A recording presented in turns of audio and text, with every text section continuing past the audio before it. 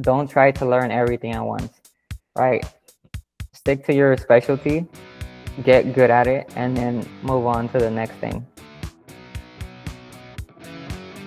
Hello and welcome to another episode of the Paid Search MIT podcast. Today, very excited to be chatting to Omar Reyes, who is a paid search specialist at a company called Lost and Found Marketing based in New York, but he's probably more well known as the person who's interviewed more than anybody else, more people than anybody else in the paid media industry. And if you've not been interviewed by him, you've probably seen his interviews on LinkedIn, and we're going to be chatting a lot about how he got into that and the learnings from interviewing so many people. So very excited to jump in.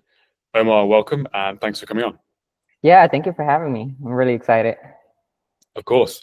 I was just looking before we came on at the number of editions on your newsletter, which is Let's Talk About Marketing, and it was 193. So is it safe to say you've done nearly 200 interviews, or is it more or less? I think it's more. Yeah, I think it's more than 250, more than 280, I think. I know I counted at one point, but I stopped counting. That's awesome. I mean, 280, that's incredible. Yeah. Work.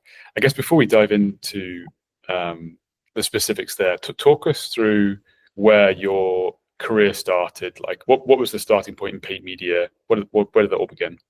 Yeah, so I think I was like 28 years old, and I started the church I'm a part of is international, and so they had a leadership conference. I was living in New York City. I was born and raised there my entire life, lived there 30 years. But yeah, it was an international leadership conference, and I went to South America and met a very awesome, special woman, and fell madly in love. And then we started dating in the future after we met. And I knew that if, I wanted to bring her to the United States, and get married, I needed to get a real career. And I was working as a security officer in downtown Manhattan. And the job was not paying enough. It was almost minimum wage. And I've been working there for a really long time, primarily because it allowed me to have the flexibility to travel. And so I was just traveling the world and just having fun. But I knew if I wanted to settle down, I needed to have some stability and really work on my finances. So I had a lot of downtime in between.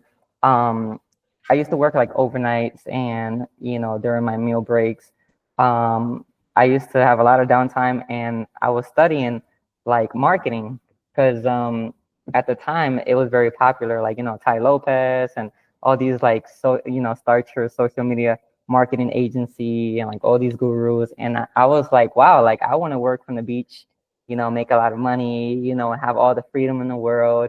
And so I started studying marketing on YouTube, just digging up, whatever I could find.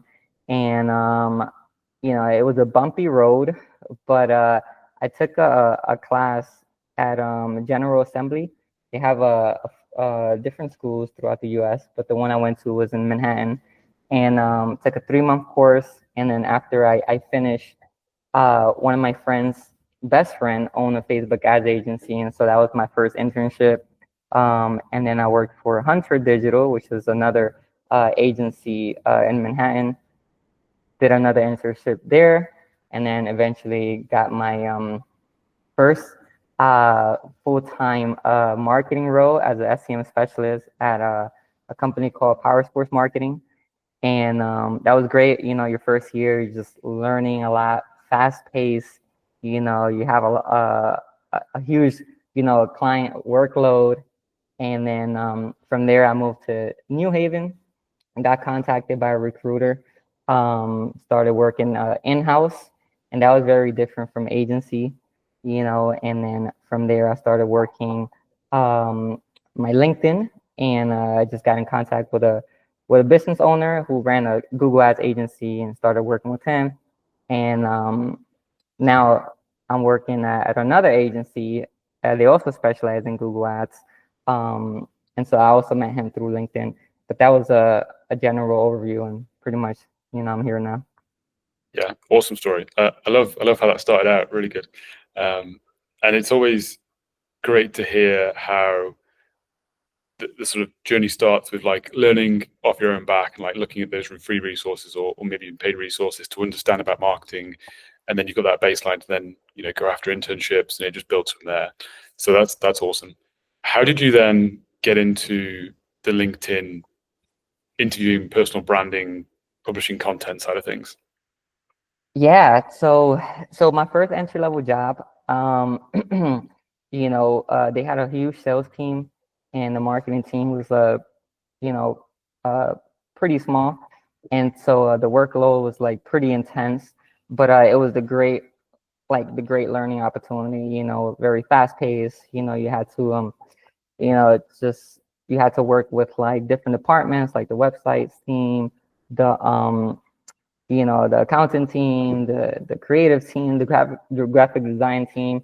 And so when I moved on from there, I switched from agency to in-house. And so I did that for I think like 9 months.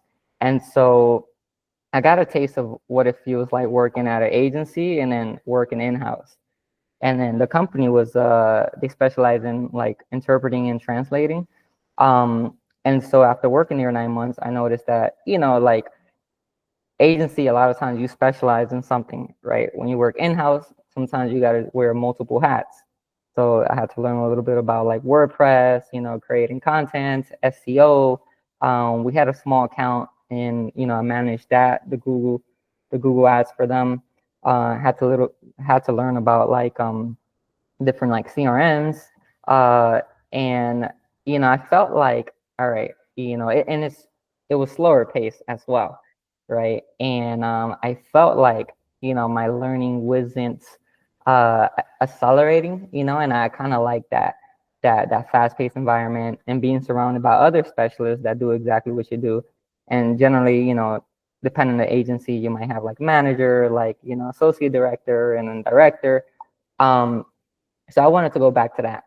And for me to make that transition, I hired a pay media specialist, and as a coach.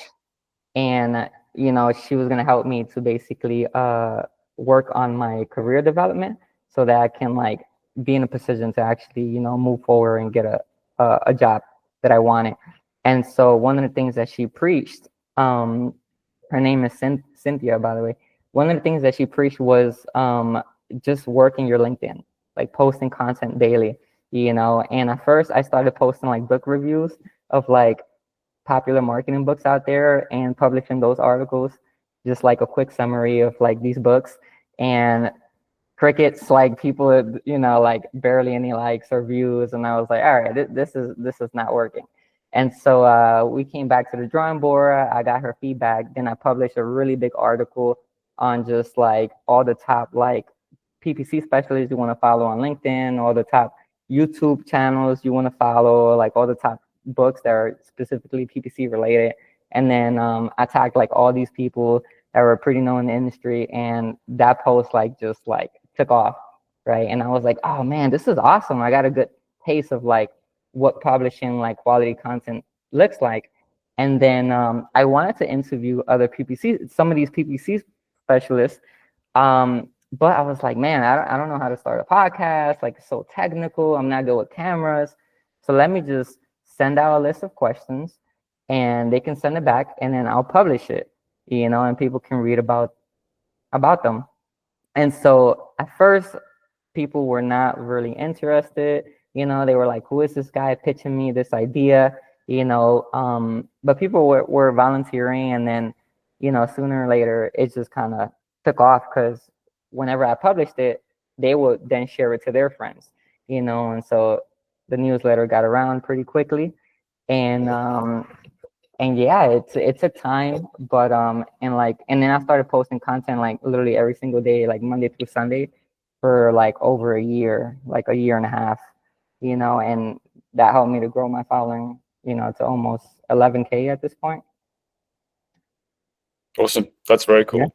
Yeah. Before we get into the LinkedIn sort of things and questions there, super cool that you sort of went off and found a coach, paid search coach to sort of, and correct me if I'm wrong, you found them and paid that yourself? Yeah. So she was not affordable. She had, but I wanted to really make the investment for myself, and I was like, you know, um, let's do it, let's make it happen. And I knew that if you have a coach, it was gonna be different from like a course or just continuing to figure things out on my own, going on YouTube. I wanted somebody who had a step-by-step blueprint, who was already in the industry. They were ahead of me in their career, and I just wanted a shortcut to success. So Yeah, makes a lot of sense. That's very cool, and it obviously paid dividends because she then not only probably helped you on the paid search side, but also just got you into LinkedIn, and then that sort of snowballed. How what's really interesting is you talked about like when you first started doing it, that people weren't all that interested. How long did it take before it started to kind of snowball and it became easier? yeah, to be honest, I don't exactly remember, but it did take a few months. I was aggressively like contacting as many people as possible. I started with the people that I knew the most, people that I think I had a good shot of like, participating. And then I started asking them if they knew other people who also might be interested. So that kind of helped get things, like off the floor, but it was pretty slow at first. It wasn't just immediately, and it just like took off. It took a few months for things to start ramping. Yeah, yeah. So kind of having to persevere during that time, and I guess just keeping that belief that. I guess actually, how did you do that? Did you just keep the belief that like this is a good idea, this is going to work, or was it more like this is kind of fun, like it doesn't matter so much that it's not an overnight success. I enjoy doing it. What kept you going? Yeah, more like that. Like I thought it was like fun, and I was just happy to have something to post. Like like at one point I started having enough content to post every single day. But I at the beginning, even though it wasn't gaining traction, I noticed that when you contact people and you're like, hey, I want to provide value to you, right? People are most likely to say yes. And I kind of like that. I was getting in conversations with people that I wouldn't if I just said like, hey, can I pick your brain? Or like, hey, how you doing? Right? Like I told them like, hey, I want to, publish an article about you. It's going to be an interview. Um, and it was almost like a hobby at first. And then after a certain points, I was like, wow, this thing has potential, and then it got to a point where I felt like, you know, it was so similar to like milking a cow that just like doesn't stop producing milk. I was like, man, I just got to keep like pumping this, like keep working the cow because it was working, and I saw a lot of potential. So I pretty much stuck with it and just doubled down and really focused on my networking. Yeah, that's awesome. And the point around when you're just providing value to people and helping people out, and in this case, it's giving people the opportunity to uh, showcase a bit about them, and you're kind of publishing their content and making it about them, and that's the value, and people appreciate that. Like it's an easy sell. um, I think about that sometimes when I see the kind of messages we all kind of get on LinkedIn from Yeah. people who are genuinely trying to sell something, and like the the conversion rate on that stuff probably isn't very high. But it's like maybe if you just thought about how to shift it so you're adding value first, and then you can build a relationship, and then you can try and sell something afterwards. But like the first interaction, if you're trying to just provide value, then that relationship is just more likely to go somewhere. So yeah, it makes total sense. Yeah, I agree 100%. People contact me all the time trying to pitch me their services. And, it just comes off as like, okay, like I can clearly tell you're just like copy and pasting this message to as many people as possible. Yeah, yeah. Okay, so that's all pretty cool. How then did you get to a stage where? Sorry, let me change that question. What would you say are the biggest learnings from doing this? Like, is it relatively easy to pull learning and insights from these interviews in terms of like common themes, or is everything just so different? Yeah, so one of the learnings that I got from it, right, was, if I was to just kind of step back, um, is that if you post content every single day, even if your content is not great, you can tweak, you can optimize, just throw on your marketing hat and just figure out like how to make it work, right? And then you gain a lot of, I guess, like by testing, you gain a lot of, data and feedback, and then you can basically, improve things, right? So I learned a lot about just, doing this interview series about like LinkedIn and how to work it and stuff. But in terms of like the actual interviews themselves, right? Some of the stuff that these marketers wrote were like pretty interesting, and I started to pick up like a lot of little things from different people. And sometimes they used to kind of repeat themselves as well. So I'm like, oh, I'm starting to see a pattern, you know. And so on the top of my head, I can't remember, like every single thing that everybody wrote, but I did kind of create a summary over here of some of the things that really caught my attention, because you can learn something from like almost anybody, and I would just point out one. With like PPC, we all focus on like the technical side of things, right? But obviously, you got to focus on not just hard skills, like soft skills, right? And actually, I think you know him, Joshua Baez, right? He shared about, attending Toastmasters, and Toastmasters helps you with like public speaking and everything. And so I thought that was interesting. Like, wow, like, he's not just saying, I want to learn all the super technical things in Google, but I want to learn like the soft skills, how to communicate, how to speak, to clients. And I think that's very important, as a PPC specialist, really round out your skills, some other things that I got from that, it's just, like I got to speak to not just people that work in agencies doing PPC, but also freelancers. There are like Google Ads specialists, right? And one guy shared with me that, while he was working his full-time job, he was working as a, he was taking on clients on the side, freelancing, so that he can diversify his skills. And I thought, wow, that's a really good idea, because depending on the agency, sometimes maybe you might have nothing to do with conversion tracking, right? They might have a team that literally that's all they do, right? Sometimes you might not have the opportunity to, to strategize and create a landing page from scratch, right? But you might have to do that if you take it on client, right? You do everything from A to Z, So I think it was nice to hear that, that if you can't develop the skills at your agency job, you can start freelancing, develop the skills, that to try to, make yourself more well-rounded. And one more I will share, there's like so many great, awesome, like value bombs and nuggets, but also there are PPC specialists out there who are very big into like podcasting, writing articles, like speaking at events.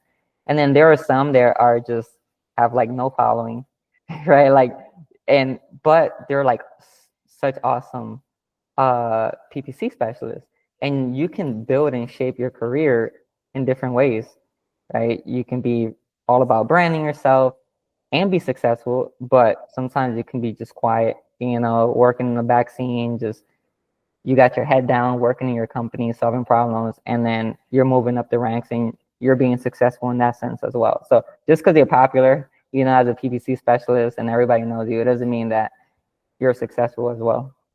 Yeah, that's awesome. Yeah, it's so true. You there's so many paths you can take. There's so many ways you can go about it. Exactly. Yeah. Which is one of the very cool things about the career in the industry. The two of the things you mentioned, so yeah, shout out to Joshua, great guy. He kind of got me into the YouTube side. I met him in person at one of the networking events. Great guy. Doing the soft skills, yeah, really, really good. We totally agree with that. And then the point on doing freelancing to like broaden your skills outside of what you're learning in the agency, like that's really cool. It takes a bit of courage and effort to go and do that outside your job, but definitely worth it to sort of expand those skills. And I guess the two things you mentioned there, that the both thing they have in common is it's just expanding your skill set, not just sticking with what you are and staying, if you're really good at paid search and do that every day, not just sticking with that. Like what's the next add-on? What's the next thing in the peripheral skill set that you're kind of okay at, but you can get better at? What's that next thing? And then just slowly expanding out your sort of core sphere of skills, if that makes sense. Yeah, totally. I think one of the things that I heard over and over from some of these interviews is don't try to learn everything at once, right? Stick to your specialty, get good at it, and then move on to the next thing. And I know for me, like I do Google Ads for like lead generation, service-based businesses, right? And so I've been doing it for like a year or two now. And then I was telling you earlier, I'm taking a course on like Google Tag Manager, Google Analytics, and I think it might be a good time to dive into those things now that I have a strong foundation in Google Ads. Because if I started like trying to figure out Google Ads, I'm trying to figure out Google Tag Manager and Google Analytics at the same time, like that can be overwhelming. Yeah, exactly. Makes a lot of sense. Yeah, I feel like that's good advice that I've really come to realize after speaking to so many people like yourself, is that there's always this question over, do you specialize or do you go broad? Like, how do you approach it? And it's almost like it doesn't necessarily matter the decision you take at any one point in time, whether you specialize or go broad. What matters is where you go from there. So if you specialize, like, once you've nailed that, go to the next thing. If you go broad, similar approach in terms of like where you maybe need to get a bit more specialized in the area because that's an area that you're going to get a lot of return on that time, then go specialize there. It's like the next thing is, and the progression from there is more important than maybe the starting point. I'm still trying to like articulate that in a way, but that's kind of what I'm picking up when I'm speaking to people about like how to approach career and what to learn next and things like that. Yeah, and there really is no like perfect path, right? There's just so many different paths that you can take as well, right? You can start off specializing and kind of, pick your second specialty and become a T-shaped marketer, right? But you stick to your lane. But I've seen people just kind of just go after, like everything at the same time. And then they end up getting jobs where they're like a marketing manager or maybe like a marketing consultant, right? And then they hire out, specialists to help them out with like certain projects, or like communications managers as well, right? They learn a little bit about everything, and they provide a lot of value to their employers, right? But then they understand how to work through different like specialists, right? So they learn a different type of skill set as well, right? Like managing like a team, leading them, strategizing. And so, there is a path for, trying to be a generalist, and then there's a path for trying to be a specialist as well. Yep. I think I've mentioned this book on another podcast episode, Range, which is kind of it's a book about specialists versus generalists. Okay. It's really, really good. I bought it because I kind of enjoy this debate and I wanted to see kind of the perspective and how I could sort of talk about or think about it from sort of my own personal experience. Mm-hmm. And the book is more about if you do things that are fairly notably different, being able to then notice the patterns in each area and then like connect them so you can like think more abstractly. I think that's kind of, I might be butchering what the book's trying to get across. But what I got from it was like, if you're in paid search, I mean, obviously there's also the argument like doing paid social is good, but it's also like go and do something that's completely different. And so if you're doing paid search marketing, go and learn music or go and do something else, because then you can notice the patterns in those different areas and problem solve and connect them together. I know it's just a very interesting way of doing it. And I think personally, I felt the benefit of that because for the first 10 years of my career, I probably did loads of random stuff. And I kind of, I felt for a long period of time that was a bad idea. I should have focused. But now looking back, it's like, maybe some of the benefits to the experience and the way I think is partly because I just did loads of random stuff. Very interesting to think about. Yeah. I feel like there's just pros and cons, and it really depends on like what you want to do, right? And what you're okay with, right? I know a lot of, I feel like it's more popular to just say like, hey, just specialize, forget being a generalist. I feel like most people lean towards that argument, but I think it really depends on the person. Like, what do they want to do, right? What does success look like for them? Um, and I can kind of understand as well, like how, like what you were just explaining. Like for example, you can specialize in one industry, right? And just say like, hey, like I'm just gonna work with like electricians and that's it, right? Or you can kind of broaden that like a little bit, and you might learn things from like some industries that it's not exactly the same, but it's kind of like along the same industry, like home services and stuff like that. It can probably help shape your skills in a way that you probably wouldn't understand if you're just like, I'm just working with electricians and that's it. Yeah, So I can see that. Yeah. yeah. That's probably a better way of outlining an example of like, yeah, if you're working, let's say you start off in travel in paid search, being able to then jump into and start afresh in like SaaS Mm-hmm. is going to help you be better quicker over time because they're so different, and then you can notice the similarities, and then that helps you problem solve based on the core rather than getting too stuck in like the specifics of that particular industry. So yeah, that makes a lot of sense. Yeah. What's next then? So what are you're going to continue to keep growing the newsletter and keep publishing? Um, how do you manage all that with a day-to-day job as well? Yeah. So I actually been slowing down a lot, to be Okay. honest, with my current role right now. I work for Lost and Found Marketing. And so my wife, she actually had a huge play in this because she would I would send out the applications, just do the outreach and everything, and then people would submit the questions, and she would draft it up for me and create. She's a graphic designer, so she would create the cover photo, and then I would read through it, publish it, and then like reach out to the person and be like, oh hey, this is what I like from it or whatnot, and let them know what day it was going to be published. So right now my wife, her business is like taking off, and so she stopped helping me like she used to, so that's why I've been like slowing down right now. But I do still kind of like repurpose some of the old interviews that I done, and every now and then I still publish new ones as well. It's just not every single day like I was at one point.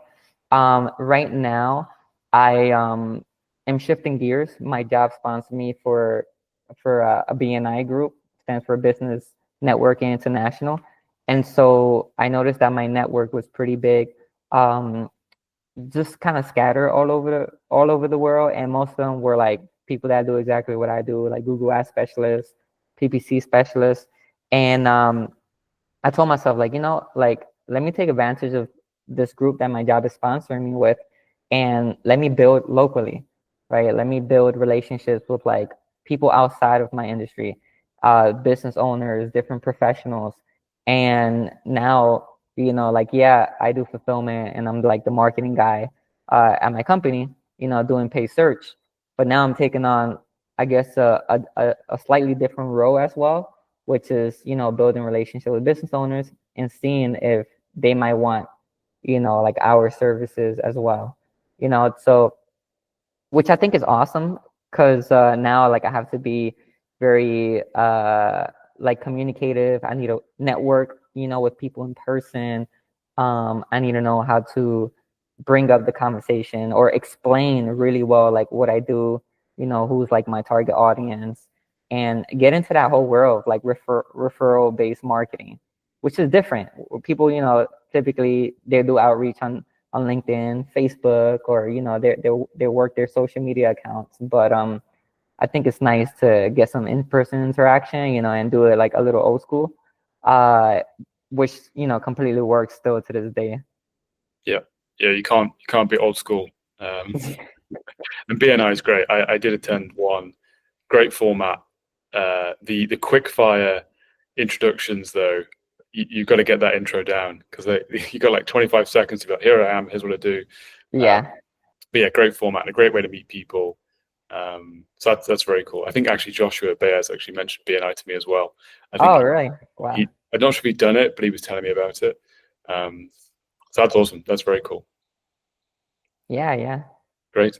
Well, I feel like lots of great learnings there. I mean, in particular, just the things you kind of pick up from all those interviews, like the sort of branching out in terms of both the soft skills, then going into like the next thing alongside what you're doing. So an example of paid search, you mentioned like tag manager. Love that. I think if people wanted to be interviewed by you, how do they do that? Can they go to your LinkedIn? They just contact you? Yeah. Omar Reyes, just search me up on LinkedIn. I shouldn't be too hard to find. And that's really the main platform, to be honest, that I'm using right now. And it's done on purpose by design.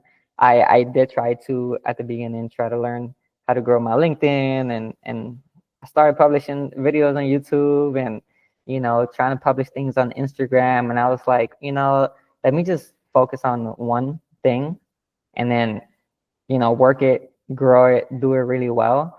And then in the future, I can branch out. So that's been my strategy right now. So you can find me on LinkedIn. That's awesome. Yeah. And actually, the thing you mentioned as well earlier, which was I forgot to touch on, was just the whole like doing something and then optimizing. I really like that because it makes a lot of sense. Like, especially when you're doing something like LinkedIn, which can be a little bit scary to start off with. Just start small, learn how the algorithm works, optimize. So that's great advice as well. Yeah, totally. You have to put yourself out there and just keep trying, keep throwing things. And once you see a thing or two stick, then you're on the right track. Yeah, just lean in. Awesome. Well, this was great fun. Learned a lot. Thanks, Omar. Appreciate it. Yeah, thank you so much. Appreciate it. Thanks.